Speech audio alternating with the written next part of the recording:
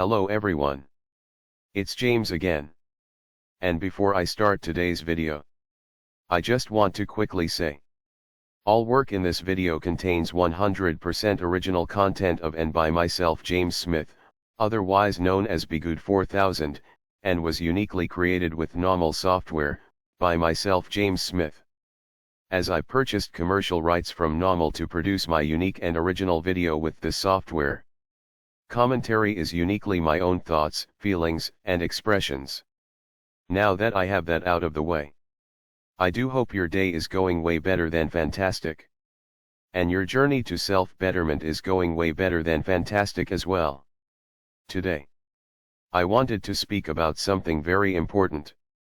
Not only to those that are new to learning about narcissistic abuse, but those that should refresh themselves on the hows and whys. That might have already heard this information. Because our guards can drop for the very thing we are about ready to talk about today. You see, narcissists have to get their hooks in their prey or victims somehow right. And that is something one must learn and relearn again and again and again. So you can do your best to not let it happen to you. And so you can live a happy and productive life, without these evil monsters draining your life force, and preventing you from reaching your full potential in life. So the question is, how does the narcissist trap you? And though there can be many answers, one answer that stands out amongst the many is they prey upon your need to help. And they prey upon your need to fix. Think about the person on the street you might have given a $20 bill to. But then you witnessed them get into a luxury vehicle and you might have followed them to a nice part of town, where there are nice houses and apartments.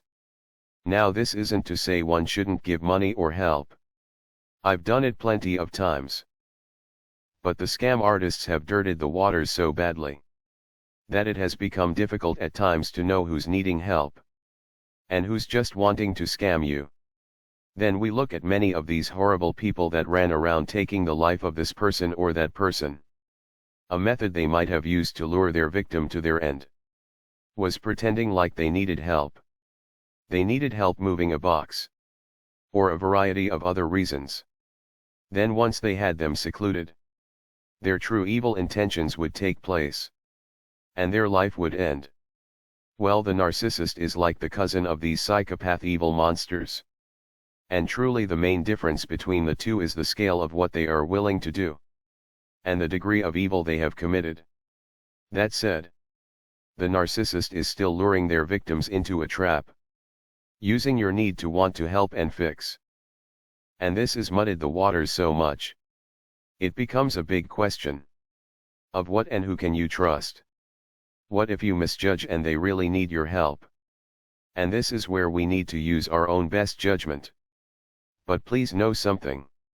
If you are wanting to help someone out, it's not only okay but it's important you protect yourself before, during and after. And please know there is nothing wrong with that. You see, a narcissist when you first meet them, they might or usually will tell you some really personal information about themselves. And here's the thing.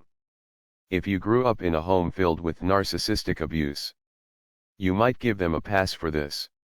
Because one problem many of us narcissistic abuse survivors is we might overshare, as a result of our narcissist parent or parents accusing us of everything under the sun. Things that weren't true. And they knew what they were accusing us of was in no way true. They just wanted to train us to be confessors to everything. For one, it's a form of control. They get to stay several steps ahead of you if they know all of your data and information. So they can always plan to sabotage your life in advance and prevent you from escaping. And secondly, they get their jollies from watching you run around begging and pleading these sick people to believe you. And they enjoy watching the great lengths you will go to in order to prove yourself to them. And it's because of this reason we are willing to give such a person the benefit of the doubt. Because we see a lot of us in them. And deep down we wished someone came along and helped us. So what do? We start to confess our lives to them. And we begin to take on their problems as our own. You see, There is no problem helping someone that for one is also willing to help themselves. But for two, someone that you know for a fact isn't using your kindness only to trap you. But learning these things takes time. Time meaning more than a week. And more than 6 months. And if a certain scenario takes place where you are helping or fixing early on, check the degree at which you help. Ask yourself how much are they doing? And how much are you doing? And see if there are changes in their behavior. Meaning one day hot and the next day cold. But here's the thing. Most people, even if they have serious problems, do not want to burden people, especially people they don't know very well. Here's the thing. Societal narcissism has a lot to blame regarding all of this. You see, how people met many years ago allowed you to properly vet and develop trust. Now sure, were there narcissists still trapping people back then? Yes. But it seems the ones that had the best relationships knew each other since they were kids. They grew up together. They got to witness each other's good and bad habits early on.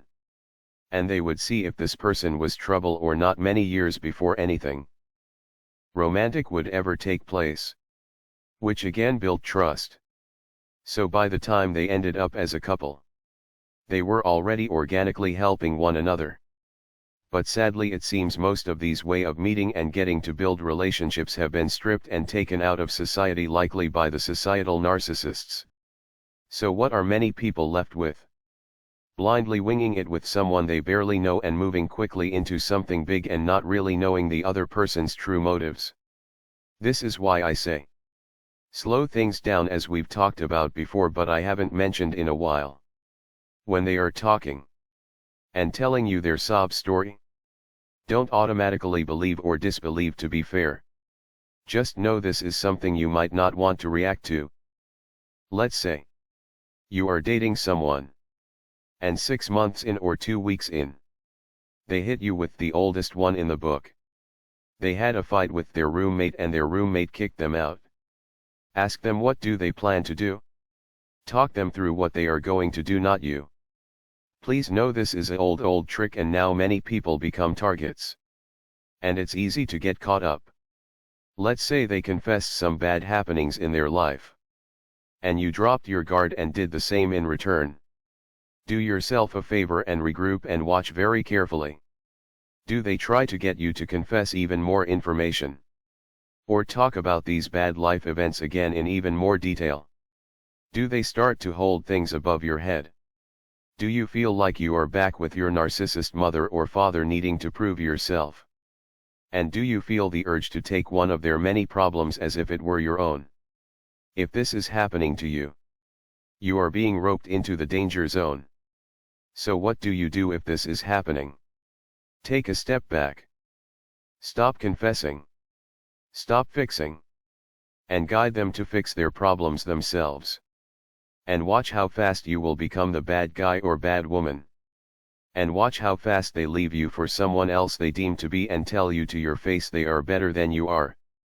Look, the best thing to do is to not lose your kindness and love.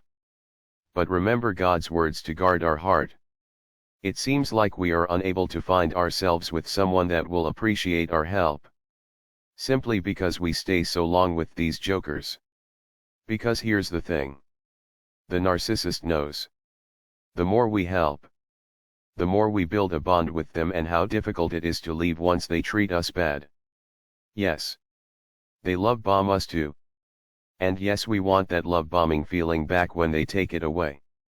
Because our brains are now addicted to the chemicals that fire when we are being love bombed. But I believe those same chemicals shoot off in our brain and body when we are helping as well. We feel of use. And we feel like we are helping someone and doing the right thing. When the wrong thing was done to us by our parent or parents and all kinds of other people that did us wrong before we met this person. This is why taking your time is important. Wow, I'm sorry you lost your job. Are you applying for a new one? Yes, it's okay to help. But do not ruin your life and run around like a man or woman on a mission, especially if you barely know this person. Because if you do, you are likely walking or running into a trap. Well, that's all I have for today. I do hope your day is blessed. And until next time. Bye for now. And be good to yourself.